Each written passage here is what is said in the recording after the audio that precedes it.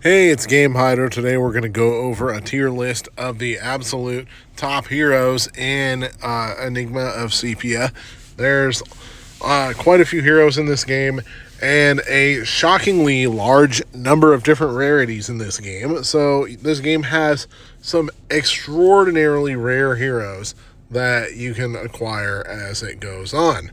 So we're going to go over a tier list of the top heroes in the game. So first off, we're going to not go to the gallery. Instead, we are going to the hero section and then that gallery, and that is where all of the heroes are contained. You can see there's rare, super rare, or SR. There's super, super rare, SSR. There's SSR plus, which is super, super rare plus. There's UR, which is ultra rare. And there's SP, which is the highest rarity in the game that I can only assume stands for super powerful. I guess. I don't know. But we're going to go over SSR plus, URs, and SPs. And later on, we'll do a video for the SSR, the normal SSR ones, because those ones are worth doing too. But we're going to divide them into a tier list. We're gonna make the tier list as fair as possible and have it not just be about stats, but have it also be about skills, because stats are only tell part of the story. And to be quite honest, each character's maximum stats are fairly close to each other by rank, by rarity, and each rarity is not that far away from each other. For example, most SSR Plus's maximum overall battle power is around 18 million, like you can see here with Carmilla, which is the first one we'll do. Looking at the stats here, the physical attack, the hit points, the defense, the speed, that's the maximum stats when she's leveled all the way up to level 1,000 with every other possible upgrade that you can do. Now, the strange thing that I've seen with this game is that there is not necessarily a strict system of DPS types and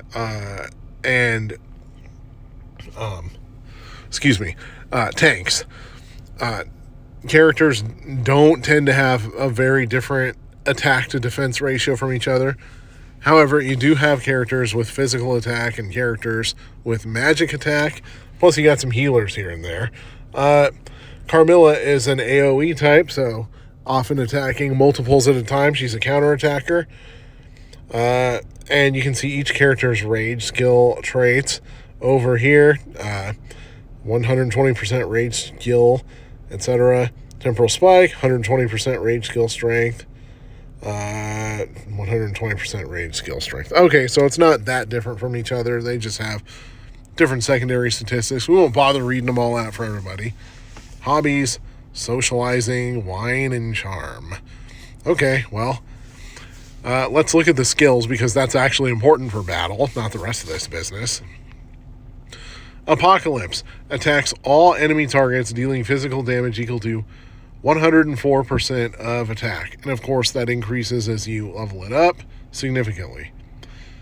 And at level 2, it starts granting Blood Rage to the character. Blood Rage increases lifesteal rate by 10%, crit rate increased by 5, etc., etc., etc. Sometimes gets a little over-descriptive here. End of the world instant, attacks all enemies, dealing physical damage equal to 137. And that is and there's a 50% chance to consume 1 layer of Blood Rage to counterattack with that. Next, you got Flesh Corruption. After normal attack, there is a 30% chance to inflict Granulation, which sounds like something that you do with cereal. Forced to use normal attacks on random allies. So, Granulation, maybe a translation error, sounds like confusion in most games, causes enemies to attack their own allies. That's pretty valuable. And then the third skill is always a kind of stat boost, a buff. And then number 4 At the start of the battle, grants 2 layers of blood rage to the character. After being attacked by enemy heroes, 50% chance to consume and use end of the world instant. Alright, I really like the lifesteal thing. This one's got excellent all-around skills overall for its level and for high levels. So I'm going to give this one an A tier for it's super strong, but none of them is necessarily blowing my skirt up a ton. Maybe the lifesteal has a chance there. The end of the world attack's pretty legit. Casting granulation on an enemy, that's kind of cool because that can, especially using that on a real powerful enemy. Actually, I'm upgrading Carmilla to A+. Alright. And where you see coming soon, that means that there is another hero planned to be added, but they have not been added yet. So moving forward, we got SSR Sandra. Hobby, wine and gourmet. A lot of them like wine over here. So, skill-wise, stat-wise, you got, she's a magic attacker, not a physical attacker. Infernal Echo closes allies' wounds with the fires from hell, healing the 4 allies with the lowest health by 110% attack, while granting them regeneration. Regeneration heals the carrier by 25% of the caster's attack at turn's end for 2 turns, up to 5 stacks. So that's an overall healing in 3 turns of 160% for 4 different allies. That is pretty convincing there. And I forgot to say, Sandra was a splash type healer. Hellfire.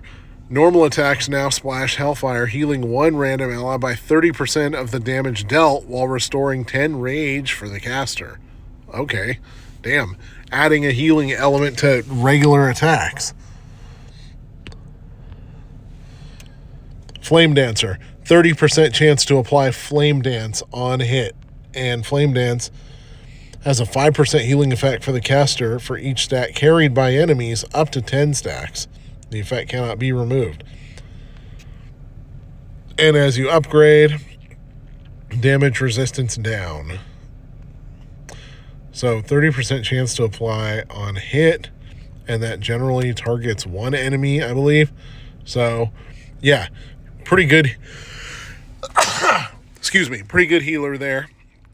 Always important to have a healer. I'm giving her an A to an A- because she doesn't have a rebirth type of skill or a revive type of skill.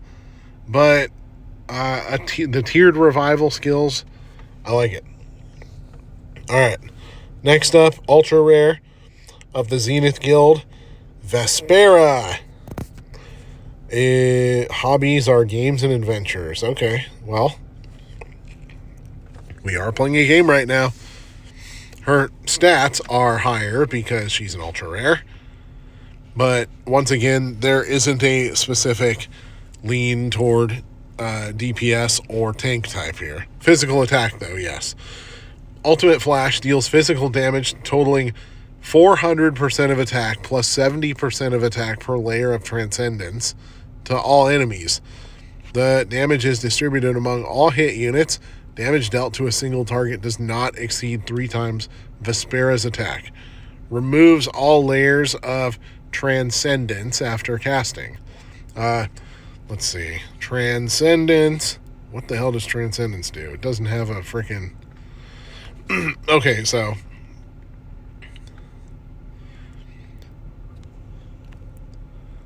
Adds 80% of attack per layer of Transcendence. Okay, so Transcendence is just a thing that increases the attack per layer. 400% attack to all enemies. That's a hell of a lot of attack power. Battle Intent. After a normal attack, 30% chance to gain a layer of Transcendence. 8% attack, 8% crit rate per stack, up to 5 stacks. This effect cannot be removed. Okay, that's pretty good. There's the usual buff. Beyond Zenith, at the start of each turn, Vespera gains 2 layers of Transcendence. When Vespera's hit points fall below 30, she enters the Might state, removing all debuffs and control effects from herself. Can only trigger 1 time per battle. Okay, so the Might state removes all debuffs and control effects. And then, of course, Transcendence is there. So, Vespera has an extremely ridiculously powerful special attack that increases as more Transcendences keep getting added on. So, that's pretty hard to argue with. That's great against bosses and great for DPS types. I'm going to A+ for the ultra rare Vespera. Now we got SP Cronus, another gamer. Looking at the stats, you can see that the max stats are just a little higher than the ultra rares.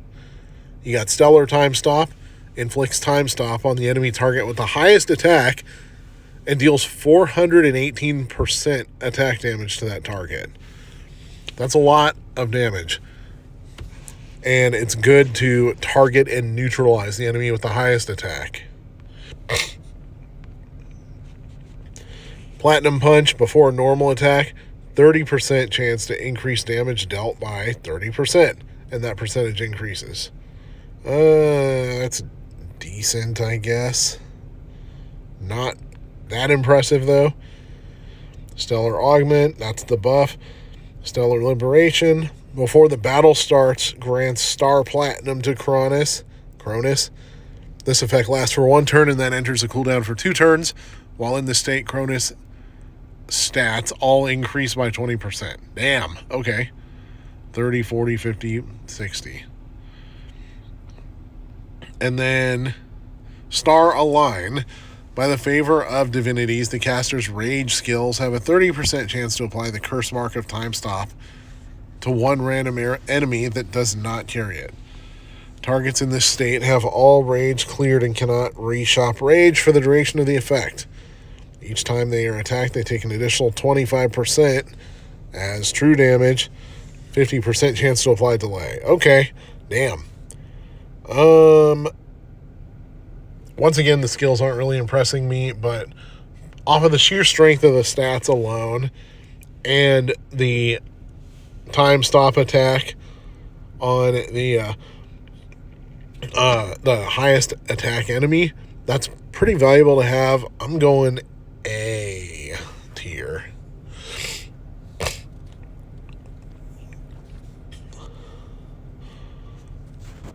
Now, obviously, the letter ratings aren't going to strictly follow the rarity every time, because just like with Pokemon, sometimes legendaries are not your most powerful option for a specific use. Anyways, going down to the Mastery Guild, we got Lumina and Giselle for the SSR+. Lumina, hobby, wine, game. Another wino. Okay.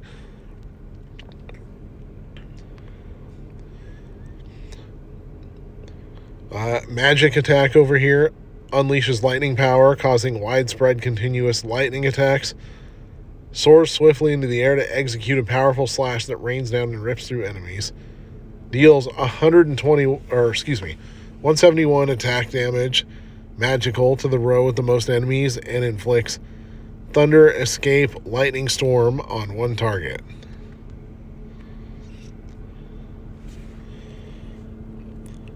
When a carrier attacks, 50% chance of thunderstorms, deal magic equivalent to 100% of the caster's attack power to all surrounding targets, so that adds a little bit of extra splash damage. Electrified Blitz, 30% chance to inflict electrification for 2 turns. That decreases the enemy's defense and damages them equal to 10% of the caster's attack. Pretty strong.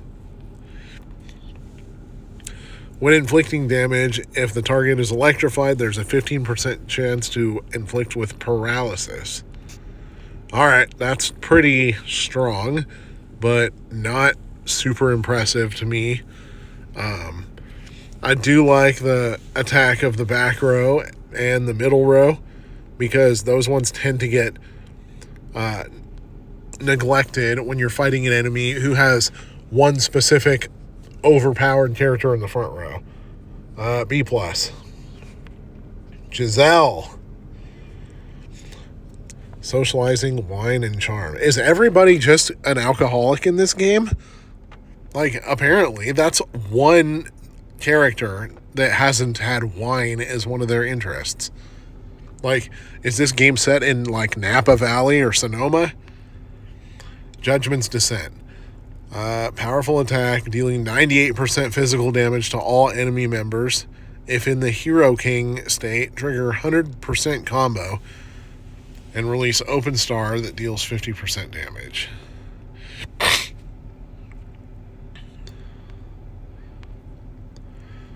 Royal Treasury, normal attacks hit 2 targets. Okay, that's legit. Increasing to 3, increasing to 4. So combos here are where it's at. Hero Queen, 100% crit rate, which is insane. 20% attack, 20% dodge for 3 turns. Dear God.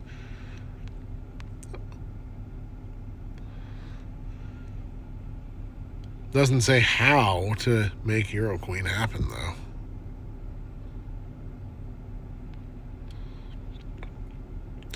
Giselle gains 1 stack of leader for each other ally fallen. The effect lasts the entire battle, can be triggered only once by each ally.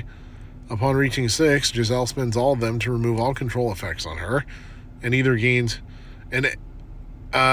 Hero Queen for 3 turns. Alright, so we know Hero Queen is massively OP here. Leader, attack increased by 3, dodge by 5. Alright, that's decent enough. Control offset. So Hero Queen is the major selling point here, but it is kind of hard to trigger Hero Queen. Stats are decent. I'm going B+. Next page. Alright. We got Eclipse, Yukari, and Satoria. Starting with Eclipse. Obviously very high stats. Tsukuyomi Illusion attacks rear row targets, dealing physical damage equal to 169%. 60% chance to add Crow. Units carrying this status will take 50% of the caster's damage after 3 turns, up to a maximum of 10 stacks. So it's like a time bomb that you can put on multiple enemies. That's wild. After making a normal attack on a random target, 30% chance to add Crow. When Eclipse attacks targets carrying Crow, her attacks ignore 10% of their immunity. Alright, so this Crow thing sounds like it is extraordinarily good against bosses or against people who have one particular overpowered character in the front. So I'm going B+ with her. And I like the AoE overall damage to everybody. Alright, we're going to go Yukari. Oh, look, another one who's not a wino. Heart Curse. Shoots arrows of pyromancy at all enemies, dealing 100% physical damage, plus 3% of the target's max hit points. Okay, 3% of max hit points is actually a massive damage bonus there. 60% chance to apply Despair on 2 random enemies. Carrier of this effect suffers 5% lower dodge rate, so they're too depressed to avoid attacks. Got it. Pyromancy takes damage equal to 30% of the caster's attack after 2 turns. So another time bomb. Curse Land. 1 stack of Conjured Seal when attacked with a 40% chance to counter the attacker with a normal attack. Okay. Conjured Seal. Each stack provides plus 1% damage. God, I'm brain farting right now, talking too fast. Damage resistance and 1% block rate, which cannot be removed. Max stack of 20. That's just stupid. Upon receiving a lethal blow, removes all Conjured Soul stacks along with any debuffs and then heals by a percentage equal to the number of stacks. Activates only 1 time per battle. Okay, so it heals others. Wait. Oh, heals herself. Okay, that's decent, but not bad. I'm going B plus there. The time bomb thing isn't as good as some of the others. New SP type, Satoria. Void Farm. Sequential technique and reversal technique overlap, generating hypothetical mass and tearing space apart. Attacks all enemies, dealing 109% magic to targets.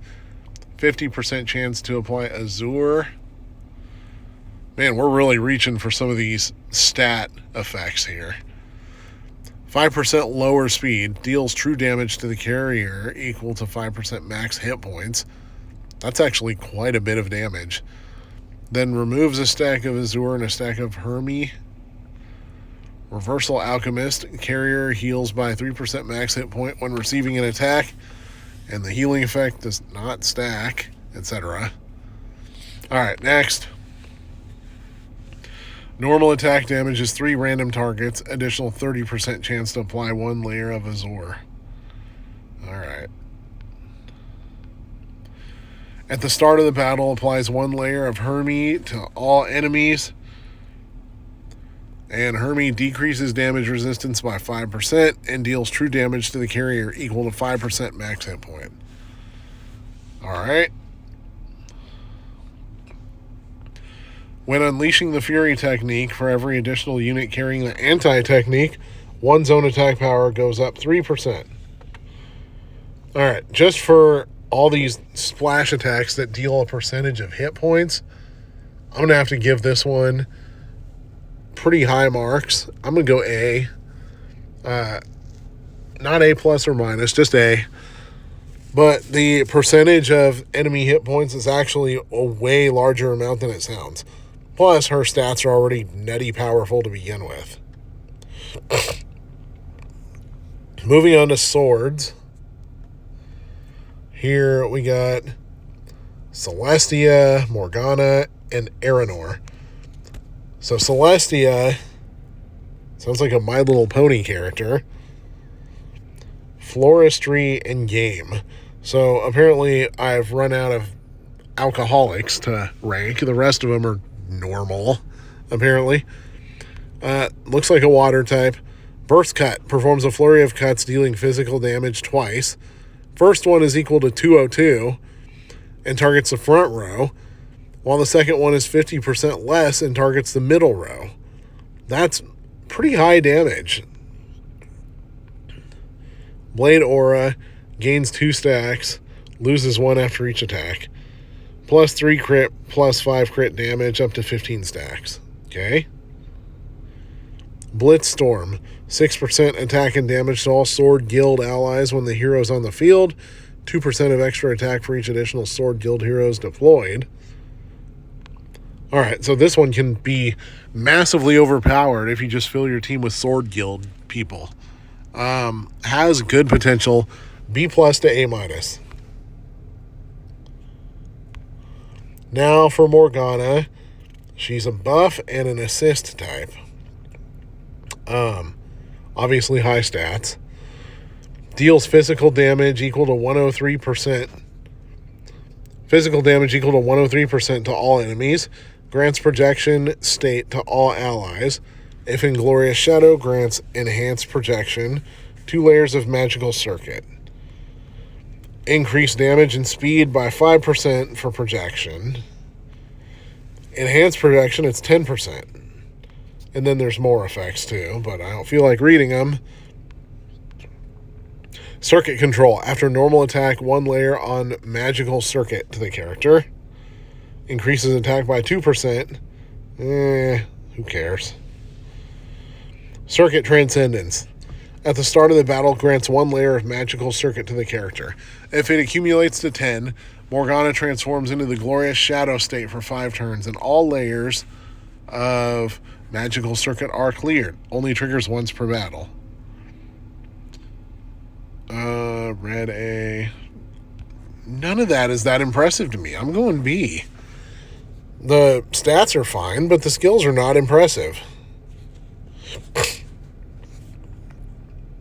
Aranor. Obviously, her stats are out of control. What are her skills? Looks like her physical attack is unusually high. Blade Thrust attacks the column with the most enemies, dealing 174 physical damage. Removes all buffs from the targets before damage land. Each buff stack removed grants a 50% to apply damage immunity on the caster for 2 turns. Damn, okay. Battle Impulse. Aim grants the following normal attack a 20% chance to apply 1 stack of Vanquish. Less than 5% damage for 2 turns. Hunt and Kill Mark. Applies aim to 1 random rear row enemy. So 10% lower defense and heal recovery. For the first 4 turns, Aranor will perform 1 free normal attack at 200% damage after the enemy takes action. This free attack triggers up to 1 time per turn. Aranor takes 5% less damage from enemies carrying Vanquish. So she does crazy amounts of damage, first of all. And casts immunity on herself. And denigrates the enemy's response to healing. I like what I'm seeing. A+. Definitely going to aim to get her into the party. Next, we got the Legend Guild. There's only 2 of them here right now. There is the namesake of the game, Sepia herself. Oh, look, another alcoholic. Wine, floristry, and charm. Alright. Cottagecore villain, I guess. So, stat details. And be sure to click the exclamation mark button to see all the extra stats, too. Fate Judgment launches 3 attacks, dealing 422 physical damage to the enemy with the lowest hit points, ignoring 20% of their defense, and inflicting additional true damage equal to 30% of attack. Each attack has a 30% chance to grant 1 layer of Fate. And Fate, 2% increase in attack, 1% damage resistance, non-dispellable. And as you level it up, you can denigrate their defense too. And the damage increases massively as you level the attack up. Rift of Destiny. After dealing damage with a normal attack, 30% chance to inflict 1 layer of Destiny. Carrier takes true damage equal to 20% of attack. 30% chance to enter stasis, lasting for 5 turns. Stasis, unable to take action and suffers 10% critical resistance down for 1 turn. And then Destiny's Demise. While Sepia is on the field, whenever an allied hero uses rage skills, 50% chance to grant 1 layer of Fate or inflict 1 layer of Destiny on the target's attack. When Sepia accumulates 15 layers, she consumes all layers to launch Judgment X Fate, dealing a total of 555 magic damage to the enemy with the lowest hit points, ignoring 40% of defense, and inflicting additional true damage equal to 30. Dear God. Alright, so Sepia apparently is ridiculously good for picking off the weak enemies or the weaker enemies of the party. So that kind of applies everywhere. Arenas, bosses, etc. I'm going A+ for Sepia.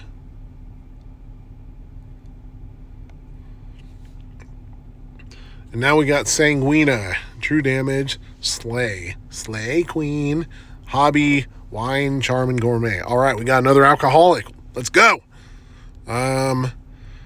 Attack-wise, Final Judgment. 422 physical damage to the rear row unit enemy with the lowest hit points. If the target falls below 10%, they will be instantly killed. And the damage increases a lot. Death Slash. 15% chance to inflict Revival Block for 4 turns. Revival Block means they're unable to be revived. That is absolutely filthy. Mortal Boon. Whenever an allied hero dies, restore 6% of Sukuna's max hit points and grants 1 layer of curse power. So I'm guessing it means Sanguina, but somebody forgot to do the translation here. Each layer increases damage by 10%, lasting till the end of the battle, etc. So her hit points restored by an ally dying. Dark, yet can be beneficial.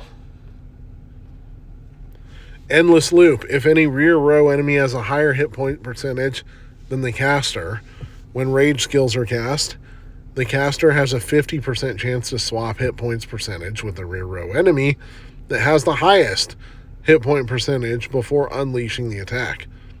Otherwise, plus 10% damage to the rage skill. Alright, so she targets weak enemies, has crazy ass stats, and lifesteal. I gotta give Sanguina the only S tier that I've given out for this entire video.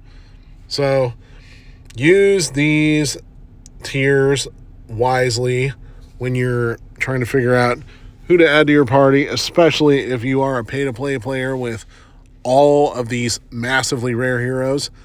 If you are a free player, free-to-play, not quite as experienced, then keep going for these super, super rare types. Do the 1,000 summon challenge, and eventually you'll get them. And in the meantime, the regular SSR types are more than adequate for what you'll be needing. All right, this is Game Hydro. Thanks for watching. Please like and subscribe if you enjoyed what we're doing.